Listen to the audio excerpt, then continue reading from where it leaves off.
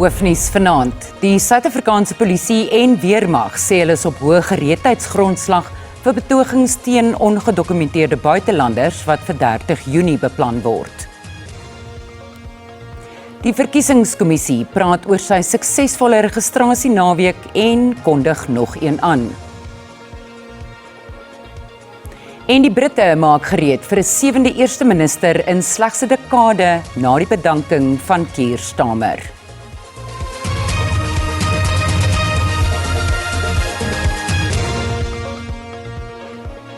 Goeienaand, dis nuustyd op SABC2, baie welkom. Met net 8 dae oor voor die sogenaamde sperdatum van 30 Junie is die regering se veiligheidsagentskappe op hoë gereedheidsgrondslag om potensiële onluste reg oor die land te voorkom. Die waarnemende minister van polisie, Feroz Kachalia, en die minister van verdediging, Angie Motshekga, het die media ingelig oor hulle gereedheid vir die beplande betogings. Dit volg nadat die March in March beweging en ander burgerlike organisasies met 'n landwyse chaos gedreig het indien ongedokumenteerde buitelandse burgers nie die land teen die datum verlaat nie. Kachalia waarsku dat geweld en vandalisme nie geduld sal word nie en dat 600 miljoen rand toegewys is om polisiebeamptes op die grond te ontplooi. Daily briefings will allow law enforcement to adjust operational plans where necessary and ensure that adequate resources are deployed at all times. So our message is clear. Everyone has the right to protest peacefully and within the confines of the law. However, criminality, intimidation, incitement to violence, the destruction of property, and any attempt to undermine public safety will not be tolerated. Intussen sê Motshekga dat die SA weermag slegs sal ingryp as die polisie se hulp benodig, maar hulle fokus steeds op nasionale sleutelpunte. Our role as defense is around your key points, your airports, so that's why we need to know in terms of applications if there are going to be incidents around key points, your power stations, and that's the only role. Betogings teen ongedokumenteerde buitelanders het reeds in verskeie provinsies opgevlam. Die Sherwood gemeenskapsaal in Durban, waar duisende ongedokumenteerde Malawiese burgers sedert verlede week gehuisves was, is gesluit. 'n Nuwe tydelike repatriasiesentrum is by die ou Durban Inryteater naby die Noordstrand opgerig, waar die Malawiërs verwerk word voordat hulle na hulle geboorteland gerepatrieer word. Meer as 7000 Malawiese burgers is reeds gerepatrieer, terwyl 8000 ander nog geverifieer word. Die provinsiale departement van binnelandse sake sê hy het sy werksaamhede vanaf die Sherwood saal verskuif nadat inwoners gekla het oor gesondheid en veiligheid. Volgens die minister werk die departement saam met die polisie om te bepaal of enige van die Malawiërs vir misdade aangekla word voordat hulle na hulle geboorteland terugkeer. We've had one person already arrested who's wanted for rape of a minor, and we cannot allow those people to escape justice by leaving the country. So that work is very important. The work of Home Affairs is critical because the verification is done in terms of whether this person was in South Africa illegally, and if they were, the law requires us to declare them undesirable for a period of 5 years so that they can't come back. Then the work of our Malawian colleagues is critical because they have to issue these group passport documents. Almost all of the people here don't have passports. So for them to even just leave the country, they need to be issued. Intussen het die Malawiese regering gevra dat owerhede 'n tydelike sentrum in Pietermaritzburg open sodat die vrywillige repatriasieproses bespoedig kan word. Ongedokumenteerde burgers het Vrydag uit die Chicago informele nedersetting gevlug nadat 'n 29-jarige Malawier na bewering aangeval en vermoor is.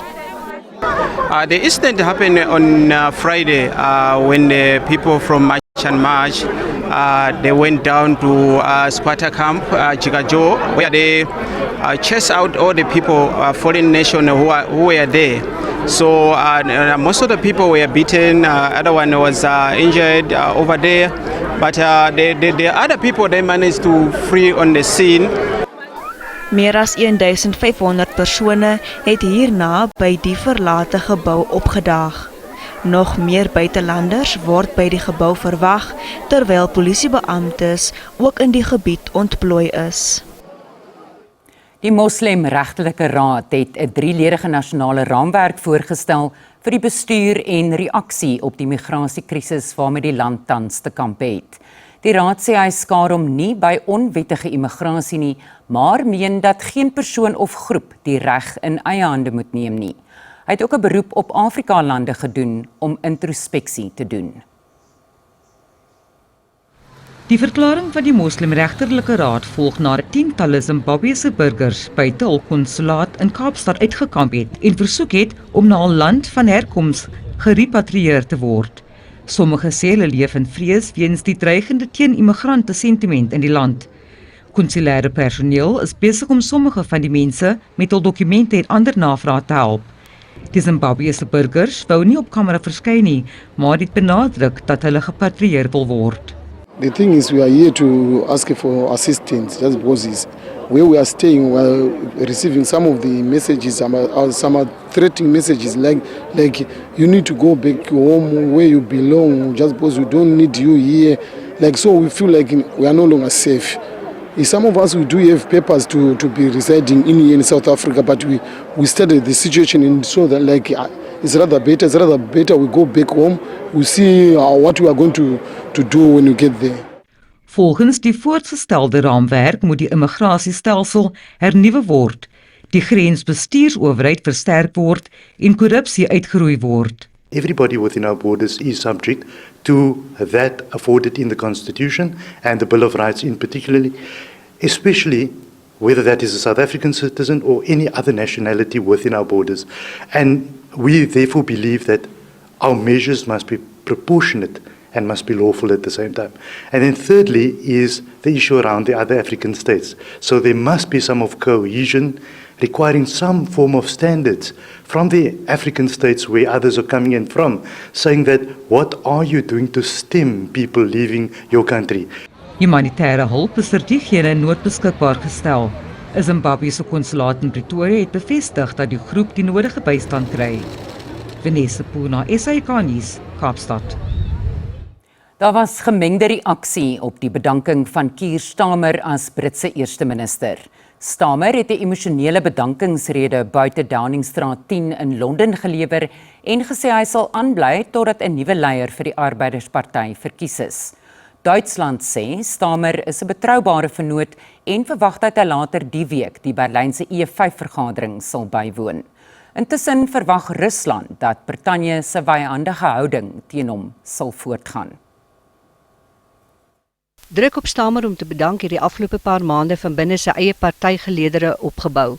Dit is minder as 2 jaar nadat Starmer na 'n oortuigende oorwinning deur sy Arbeidersparty onderneem het om Brittanje se chaotiese politiek te beëindig. Walking up this street 2 years ago was the proudest moment of my life. A new Labour government, the first in 14 years. A page in our country's history turned after years of disappointment and despair. And look at what we've achieved in just 2 years. Our reputation in the world restored, with Britain once again standing up for decency, respect and the rule of law, securing trade deals, standing with Ukraine, standing up for our values and rebuilding our relationship with our allies in Europe. Change promised by a Labour government, change fought for by a Labour government, change delivered by a Labour government. Die voormalige burgemeesters van Manchester, Andy Burnham, wat onlangs 'n parlementêre verkiesing oortuigend gewen het om terug te keer na Westminster, is die voorloper om by Starmer oor te neem. Burnham is vandag ingehuldig in die parlement en sal waarskynlik Brittanje se 7de leier in 10 jaar wees. Die Europese Unie het vroeër Starmer bedank vir sy bydrae die afgelope 2 jaar. Well, first of all, let me say on the resignation of Prime Minister Starmer this morning, the President appreciates the dignified and gracious way in which the Prime Minister did so. And you may have seen that President von der Leyen actually posted this morning after he's announced his resignation, and I quote the president saying, "It can take many leaders years to grow into the statesman you became, Prime Minister Starmer, in just 2 years.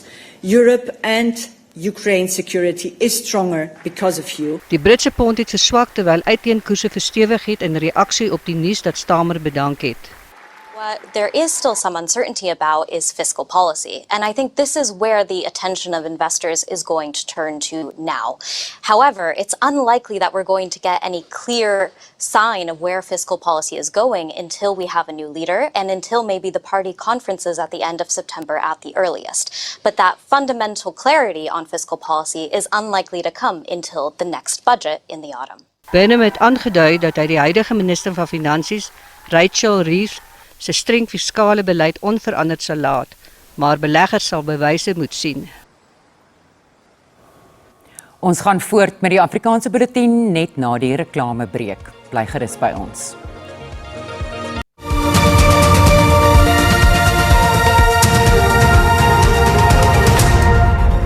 Daar was sowat 2,9 miljoen registrasietransaksies tydens die afgelope naweek se registrasienaweek vir die plaaslike regeringsverkiesing op 4 November.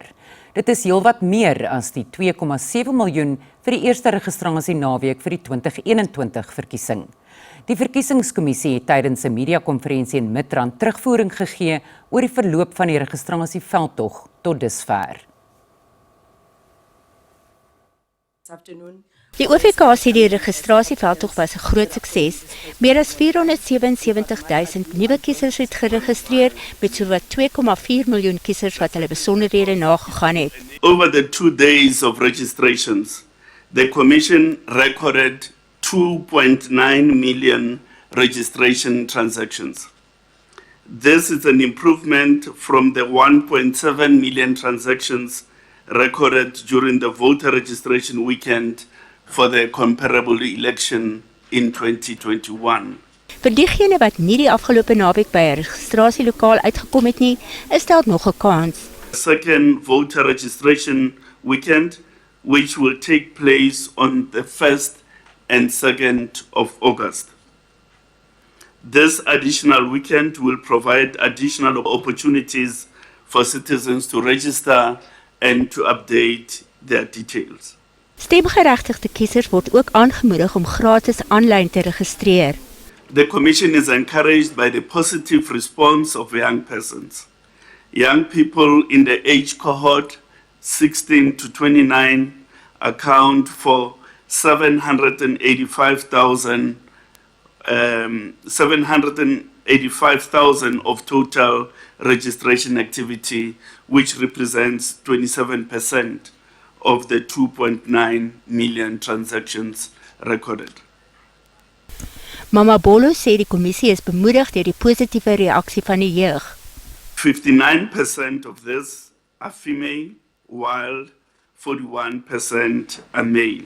Volgens die verkiesingskommissie bevestig die verbetering in die getal registrasies Suid-Afrikaners se sterk verbintenis tot deelname aan die verkiesingsproses.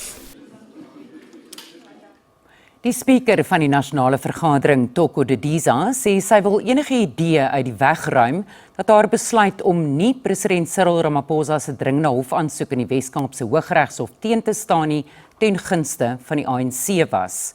Ramaphosa het die aansoek gerig om die ondersoek van die afsettingskomitee op te skort wat moet besluit of die president in 'n staat van beskuldiging geplaas moet word.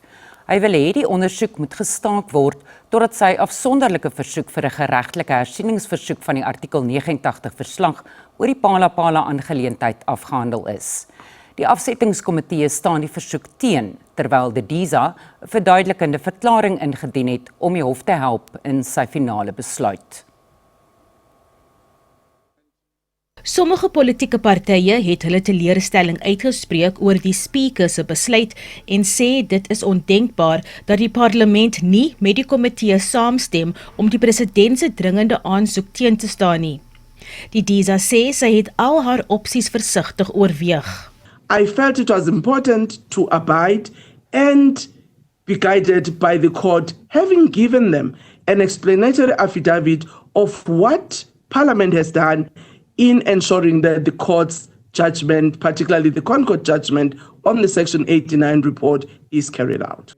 Volgens die politieke ontleder Dr. Ntsikelelo Breakfast van die Sentrum vir Veiligheid, Vrede en Konflikoplossing by die Nelson Mandela Universiteit, was dit onvermydelik dat die publiek die DISA se besluit as partydig beskou.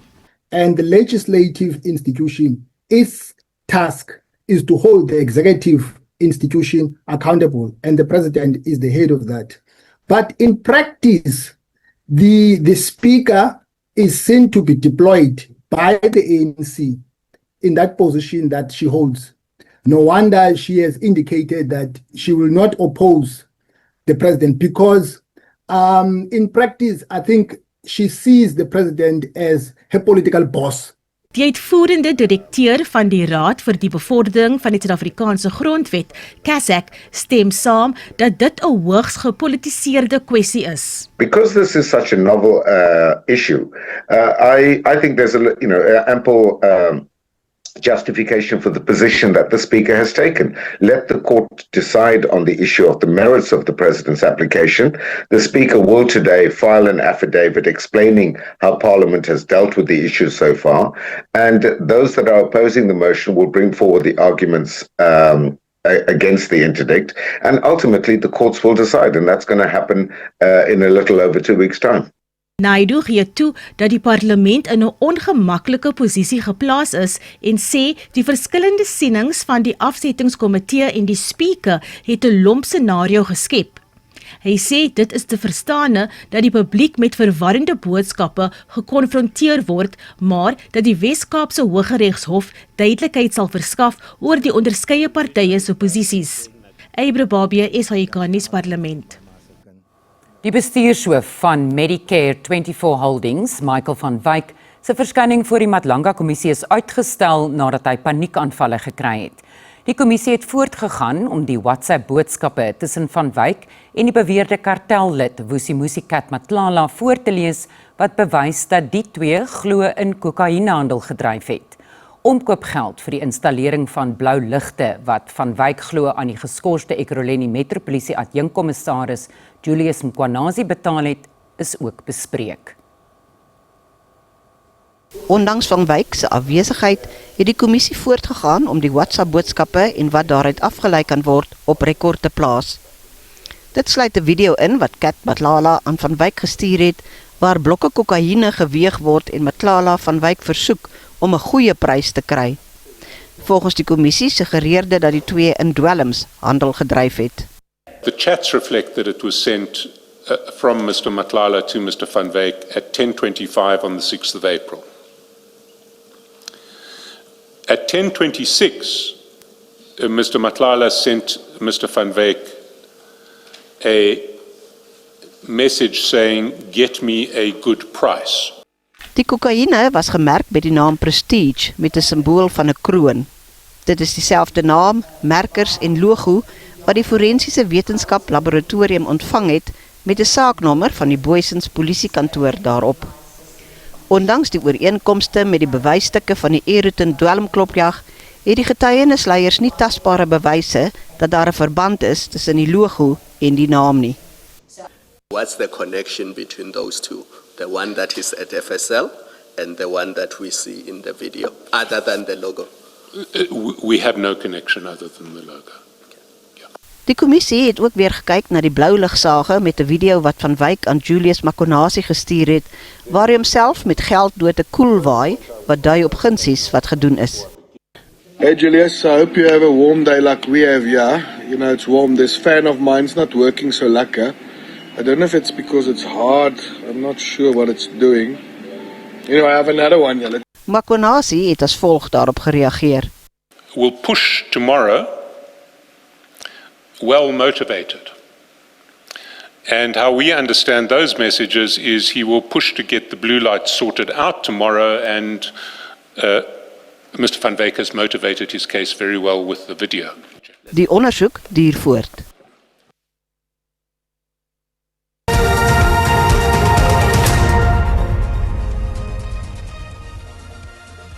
Nou vir die markaanwysers soos om 5:00 vanmiddag met die sluiting van die JSE.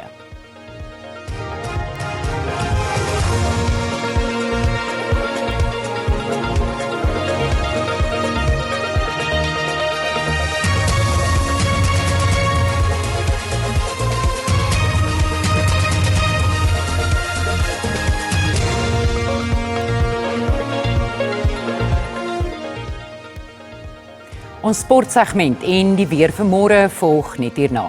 Sien jou nou.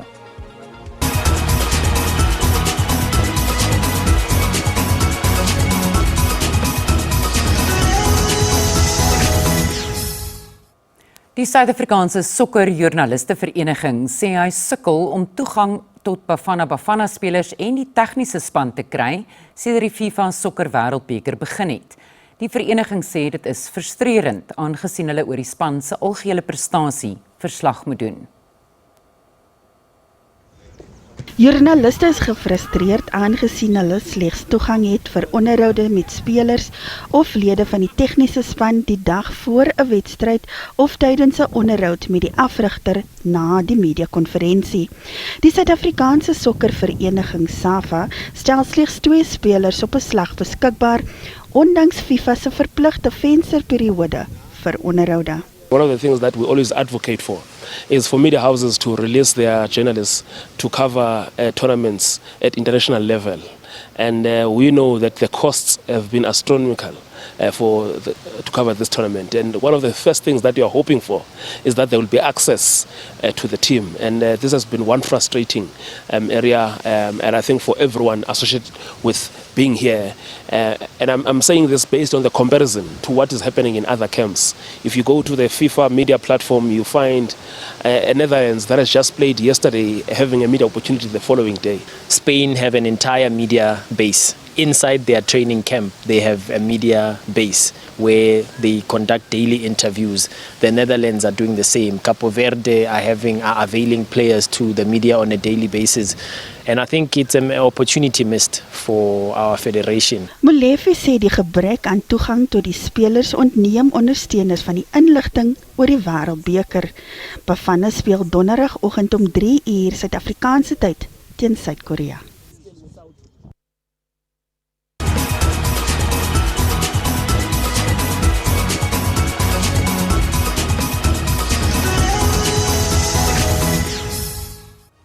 En is dan al vir vanaand, ons groet tot môre. Totsiens.